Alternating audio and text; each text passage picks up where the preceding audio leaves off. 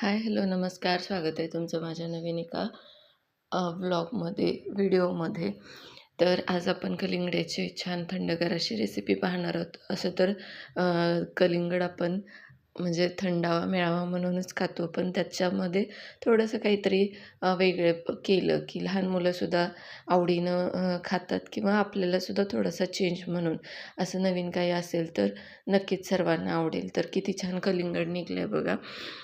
तर याचे असे काप करून घ्यायचे आणि उभे कट देऊन घ्यायचे आणि त्यानंतर या पद्धतीनं त्याचे अगदी बारीक-बारीक फोडी करून घ्यायचे. तर आपल्याला याचा ज्यूस नाही बनवायचा, पण अशाच फोडी ठेवायच्या आहेत. म्हणजे सहजासहजी त्या निघतील पण आणि आपल्याला त्याचं म्हणजे ज्यूस पण नाही झाला पाहिजे. अशा पद्धतीनं म्हणजे हे कलिंगड आपल्याला कट करून घ्यायचं आहे.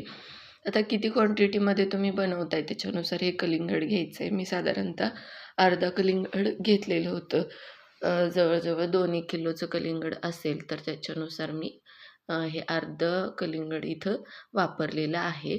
अशा पद्धतीनं काप देऊन घ्यायचे आणि त्याच्याबरोबर बारीक-बारीक फोडी तयार होतात आणि सहजासहजी त्या निघतात पण. वेगळं काहीच करायची गरज नाही आहे. अगदी 5 मिनिटात निघतात आणि बियासुद्धा वेगळ्या होतात.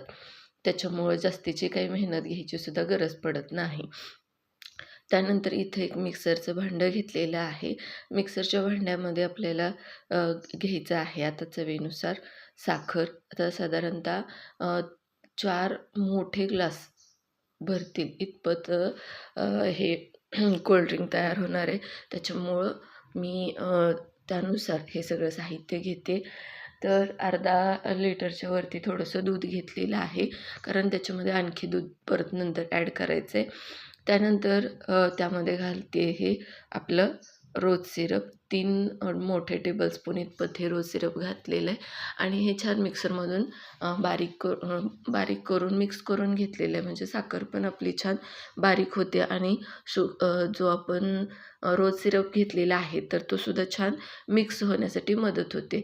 आणि त्यानंतर कलिंगडाचे जे काही आपण बारीक काप करून घेतलेले होते तर ते एका मोठ्या पातेल्यामध्ये घेतलेले आहेत आणि त्याच्यामध्ये हे सगळं दूध आपल्याला ॲड करायचं आहे आणि बघू शकता किती असं क्रीमी टेक्स्चर आलेलं आहे आणि चवीलासुद्धा हे खूप छान लागतं. आमच्याकडे बारामतीला एक हे होतं म्हणजे कृषी प्रदर्शन भरलेलं होतं, तेव्हा ते मी ट्राय केलेलं होतं आणि तेव्हाच मला ते खूप आवडलेलं होतं. त्याच्यामुळे ही आज रेसिपी मी तुमच्यासोबत शेअर करते.